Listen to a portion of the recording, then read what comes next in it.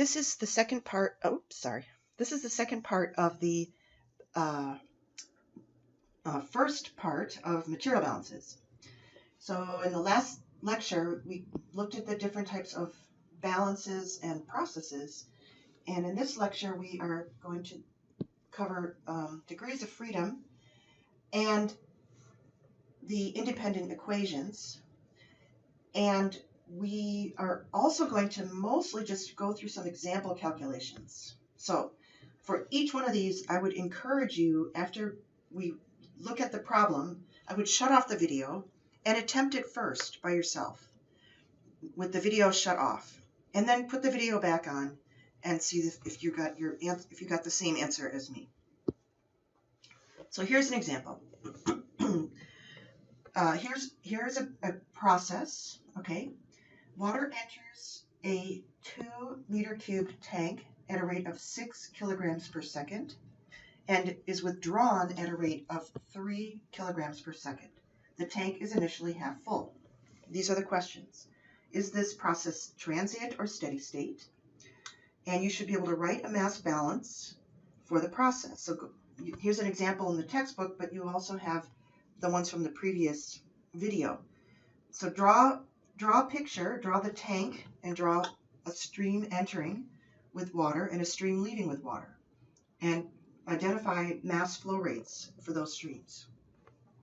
Okay, so write out the general balance equation and cancel out the terms that you don't need in the general balance equation. And then once you have that written out, you can determine how long will it take the tank to overflow. Okay, so here are some answers. You can choose from these answers. You can choose either transient or steady state. You can choose any one of these options for the terms that you include in the general balance equation after you've left out some of the terms that are not appropriate. And then you can calculate how long will it take the tank to overflow. Okay, so I encourage you to turn it off the video now and try to solve this. Okay, so here's the solution. Here's the tank. We have 6 kilograms per second of water entering and 3 kilograms per second of water leaving. And as you can clearly see, there's more entering than leaving. And that means we do not have a steady state process here. So the terms in the balance equation should be just input minus output is equal to accumulation. And so we write that m dot in minus m dot out is equal to the accumulation. The accumulation term is always written as a differential like this, dm over dt, the change of mass with time. Just to help you, don't get scared when you see dm over dt. Just translate that into words. What does dm mean? Change of mass. And dt is over time. So if you know that it's the change of mass over time, then you don't get scared when you see a differential. Okay, and now here we have 6 minus 3 is equal to dm over dt. And that's going to give us simply 3 is equal to dm over dt. And you know you can solve that. Okay, 3 kilograms per second, and we just separate the variables. 3 dt is equal to dm, and we integrate. And so now we have to figure out what the masses are, okay? M2, what's the initial mass in the tank was half full, so you can fill 2,000 kilograms in the tank when it's full. And when it's empty, or when it's half full, it's got 1,000 in it. So now we're just going to have 3 kilograms per second times T2 minus 0, because the initial time was 0. And now we want to calculate final time. So here we have only one unknown in this equation, and we can solve T is equal to 333 seconds. Okay, so now let's try another calculation. Okay, this is a mixing process, so we're going to have two streams entering and only one stream leaving. So we're mixing together here. we're mixing together a solution of sodium hydroxide and water with pure water. And so we're going to just mix those two together, and we're going to take some out. Okay, so we have some unknowns written on here. We don't know what the final mass is here, and we don't either know how much the mass of water is. So we have two unknowns on this flow chart. So the question is, let's write some balances. Okay, we can write balances. It's a mixing process, so there's no chemical reaction, no reaction. And so we are going to be able to calculate simply input is equal to output. All right, and we can write now, the question is, how many balances can you write? Well, it's quite simple. You can write the same number of balances as you have independent species. So here we have two independent species. We have sodium hydroxide and we have water. So we can write two balances. We can write, now if you'll notice here, we could actually write three balances, right? Because the total amount of mass is not going to change. So we could write 100 plus M1 is equal to M2. Okay, that has two unknowns in it, so that doesn't get us anywhere. But if we were to write a balance on sodium hydroxide, we could solve for M2. Okay, so how much sodium hydroxide is entering?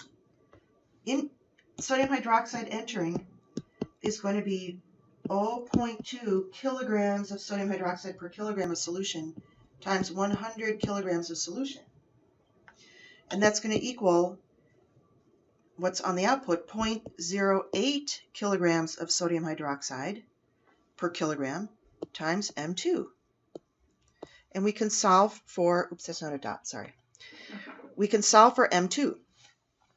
And we could do the same once we have M2, okay, then we can solve the overall balance. Okay, so I have solved this on the next sheet. Again, to summarize, it's a steady state process. There's no reactions, therefore no generation nor consumption, and we can write input is equal to output.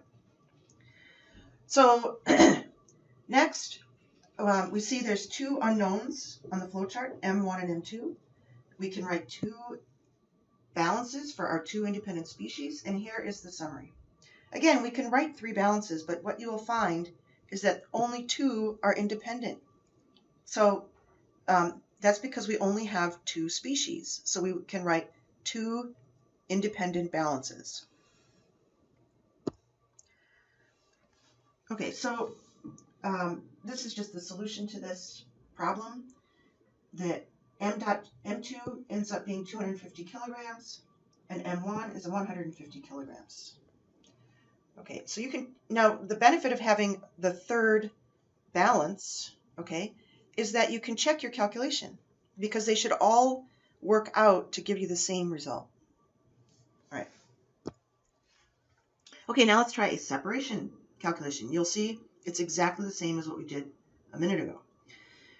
The separation problem, again, has no reaction. So we're going to do input equals output. And we have how many unknowns on the flowchart? We have two mole fractions, or these are mass fractions, and we have one flow rate. Okay, so it looks like we have three unknowns. But do we really have three unknowns? We don't really have three unknowns because these two mass fractions are not independent. Because xe plus xw we know is equal to 1. And therefore we can write one of them in terms of the other one.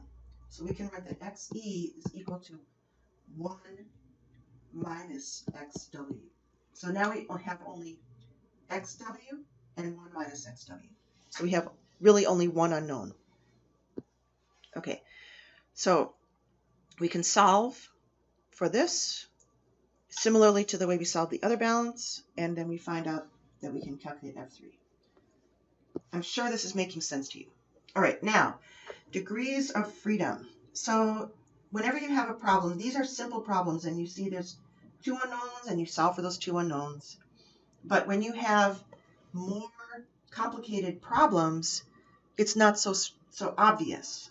So you have to look at the information you're given and you count up the total number of unknown variables on your flow sheet, and then you subtract the total number of independent balance equations that you can write, which is going to be equal to the number of species.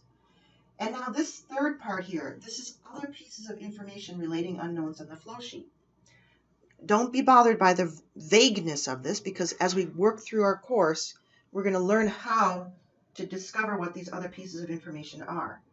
So we have to subtract those, because anytime you can relate unknowns on the flow sheet, for example, the way we related these, this is just a way of relating unknowns on the flow sheet. So you're going to see that there's other ways of doing that. And that way we calculate the total degrees of freedom. So the total degrees of freedom should be 0 for you to solve your problem. If you have too many degrees of freedom, then you don't have enough information to solve the problem. If you have a negative number of degrees of freedom, that means that you have some either it's overspecified or redundant information. So we're going to learn what to do in those cases. So now I want you to do this one for the quiz. Okay, so I said here, turn in the solution at the beginning of next class. No, do it on the video quiz. Okay, video quiz. Okay, all right, that's the end.